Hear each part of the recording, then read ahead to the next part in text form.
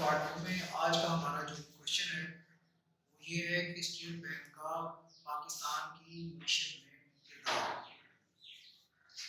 سب سے پہلے چیز تو یہ دیکھیں، تقسیم ہند کے بعد ہمارے پاس جو ہمارے حصے میں جو بینک آئے وہ صرف دو بینک تھے، اور آپ یہ دیکھیں کہ جو فہرستی بینکوں کی تعداد جو تھی وہ کتنی تھی، 3400 سم تھنگ تھی، اور 467 کے قریب جو ہے نا وہ دوسری جو اس کی جو ڈفرنٹ برانچز تھی وہ تھی۔ جیسے تقسیم ہند ہوا، ہندوؤں نے کیا کیا، اپنے پیسے ہندوستان میں جو بینک تھے وہ وہاں پر جمع کرانا شروع کر دیا، ٹھیک ہے، اور ہمارے پاس جو ہے وہ 67 کے قریب ایسے برانچز جو ہیں وہ جو ہاں رہ گئے اسٹیٹ بینک کے حوالے سے، جو ایکٹیو جو جس کو آپ کہہ سکتے ہیں وہ تھی۔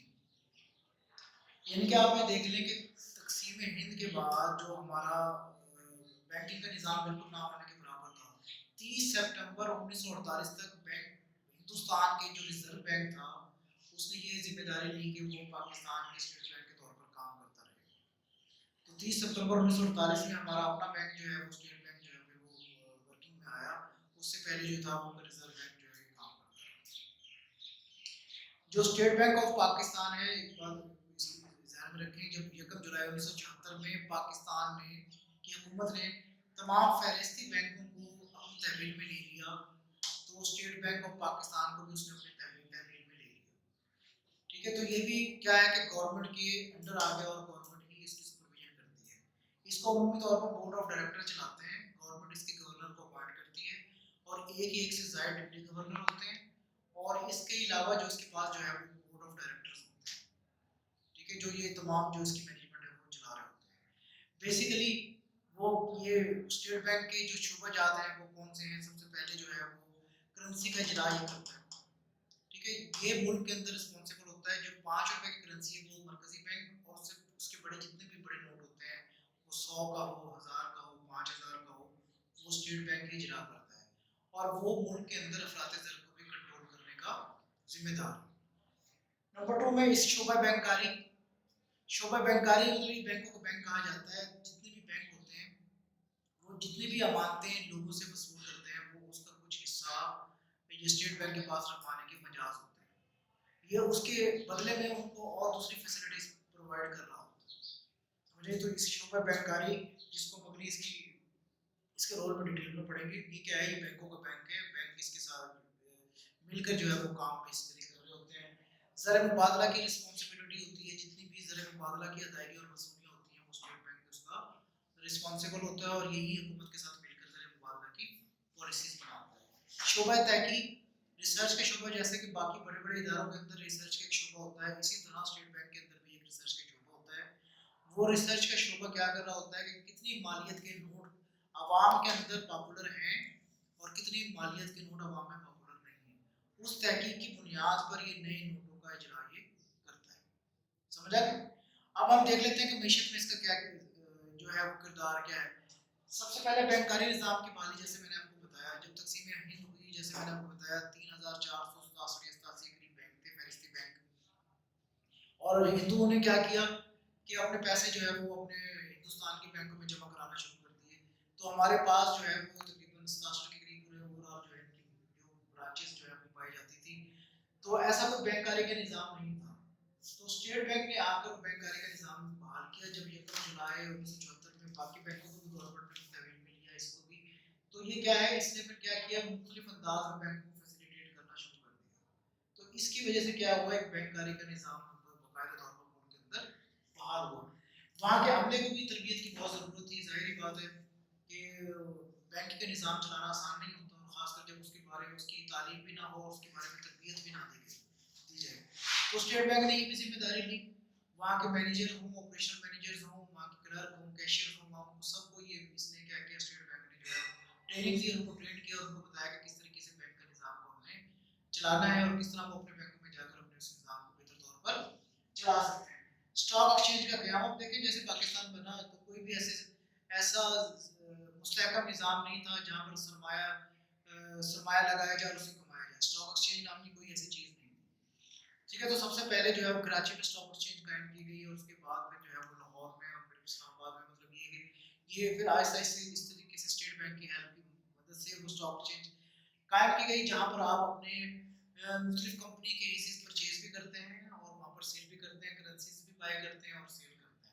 تو یہ بھی اسٹیٹ بینک کی ہی ایفرٹ سے اسٹاک ایکسچینج وجود میں آیا.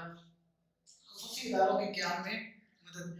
اب آپ یہ دیکھیں کہ پنجاب کے لیے نیشنل بینک کو قائم کیا گیا، سندھ کے لیے سندھ بینک کو قائم کیا گیا. نیشنل بینک کیا کرتا ہے بیسیکلی جتنے بھی پنجاب میں کام کرنے والے گورنمنٹ امپلائیز ہوتے ہیں ان کی سیلریز وہاں پر آ رہی ہوتی ہیں. ٹھیک ہے نا، اس میں پولیس کا اپنا ایک نظام ہے سیلریز وغیرہ کا، لیکن باقی جو ادارے ہیں ان کے جو سیلریز اس میں وہ آتی ہے، ان کی پینشن وہاں پر آ رہی ہوتی ہے. ٹھیک ہے نا، اس طرح سندھ میں سندھ کے حوالے سے لوگوں کی جو ہے سیلریز اور جو ہے باقی آپ کی ٹیکسز کی وصولی جو ہے وہ اس کے اندر جمع ہوتی ہے. تو یہ کہہ کہ مالی اداروں کو قیام میں بھی اس نے جو ہے وہ آپ کے اسٹیٹ بینک نے بڑا اہم کردار ادا کیا.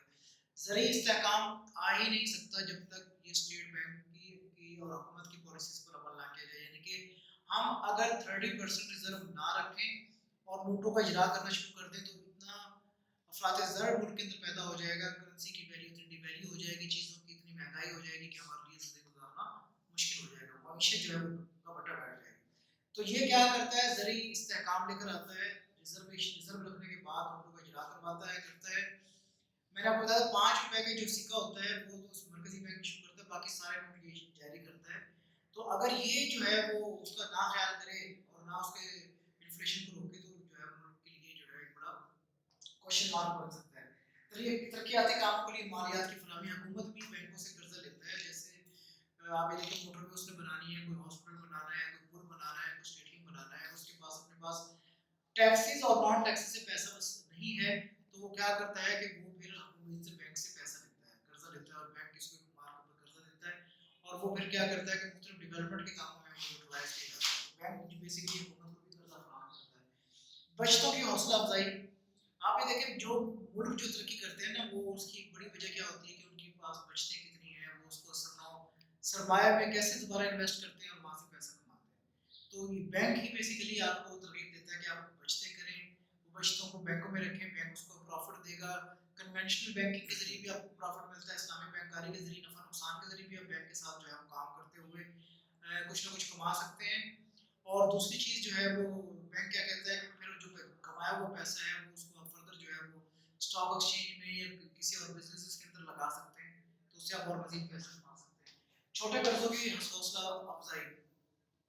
پہلے کیا تھا کہ جو بڑے صنعت کار اور بڑے بڑے کارخانے داری جو ہے وہ قرضہ لے لیا کرتے تھے. پھر ایک پالیسی منظور ہوئی کہ اس میں 15% قرضہ جو ہے وہ چھوٹے کاروباری حضرات کو بھی دیا جائے جو چھوٹے چھوٹے بزنس مین ہیں، جو چھوٹے چھوٹے کاروبار کرنا چاہتے ہیں. تو اس پالیسی کے مطابق جو ہے وہ 15% ایسا جو ٹوٹل اماؤنٹ ہوتی ہے قرضہ بیسیکلی انہی اماؤنٹ سے لیا جاتا ہے جو آپ اور ہم بینک کے اندر بطور امانت جمع کرواتے ہیں. بینک انہی کے پیسے کچھ ریزرو رکھ کر باقی سارے پیسے وہ قرضوں میں جاری کر دیتا ہے. تو وہ چھوٹے جو ہے وہ قرضداروں کی بھی حوصلہ افزائی کرتا ہے. قرضوں کی متوازن تقسیم. اسٹیٹ بینک اس چیز کا بھی خیال کرتا ہے کہ تمام شعبہ جات میں قرضوں کی متوازن تقسیم ہو. ایسا نہ ہو کہ صنعت کار سارا پیسہ لے جائے، ایسا نہ ہو کہ وہ زراعت میں سارا پیسہ چلا جائے، ایسا نہ ہو کہ کارخانے دار سارا پیسہ لے جائے. تو وہ اس کی قرضوں کی متوازن تقسیم کے لیے بھی جو کیا کرتا ہے بڑا اہم کردار ادا کرتا ہے. اس کے بعد ارتکاز قرضہ کی حوصلہ شکنی. وہ اس چیز کا بھی خیال کرتا ہے کہ قرضہ تقسیم پاکستان سے ہی ہم کوشش کر رہے ہیں کہ ملک معاشی طور پر مستحکم ہو. ایسا نہ ہو کہ یہ جو قرضہ ہے وہ صرف چند خاندانوں کے اندر ڈیوائڈ ہو جائے. جیسے 22 بڑے خاندان تھے، جب جیسے قرضہ جو ہے انہیں خاندانوں میں تقسیم ہو جایا کرتا تھا. تو حکومت اسٹیٹ بینک اب اس چیز کا بھی خیال کرتا ہے کہ وہ جو قرضہ جاتا ہے نا ارتکاز کا شکار نہ ہو، کسی مخصوص کمیونٹی یا خاندانوں میں تقسیم نہ ہو جائے. کریڈٹ گارنٹی اسکیمز، یہ چھوٹے چھوٹے قرضوں کی کریڈٹ گارنٹی اسکیم بھی اس نے جاری کی ہے تاکہ قرضے دیے بھی جائیں اور آسانی کے ساتھ اس کو واپس بھی لے لیا جائے. فروغ برآمدات میں مدد. آپ دیکھیں کہ آپ ایکسپورٹ نہیں کر سکتے، بہت بڑا رسک ہے اگر بینک اس کے اندر انوالو نہ ہو. اگر بینک آپ کو لیٹر آف کریڈٹ ایشو نہ کرے، آپ کا ضامن نہ بنے آپ کی پیمنٹ کا، تو آپ کے پاس ہیوج وہ ہے کہ آپ اپنا مال باہر بھیج دو اور وہاں سے کوئی پیسے نہ آئے. تو اس کی وجہ سے کیا ہے کہ آپ کی برآمدات کو ایک فروغ حاصل ہوا. پھر جیسے میں نے بتایا 1 جولائی 1974 میں باقی تمام بینکوں کو بھی گورنمنٹ نے تحویل میں لے لیا، تو یہ بھی گورنمنٹ تحویل میں آ گیا. اس کا گورنمنٹ ہی گورنر بناتی ہے اور یہ گورنمنٹ کے ساتھ مل کر پالیسی بناتا ہے، نوٹوں کا اجرا کرتا ہے اور گورنمنٹ کے ساتھ مل کر اس کو اپلائی کرتا ہے. تو یہ تمام کے تمام آج ہم نے دیکھا کہ معیشت کے اندر اسٹیٹ بینک کا کردار کیا ہے اور اس کے ڈفرینٹ شعبہ جات کیا ہے. تو ان شاء اللہ تعالیٰ کل دوسرے کوشچن کے ساتھ دوبارہ ملیں گے.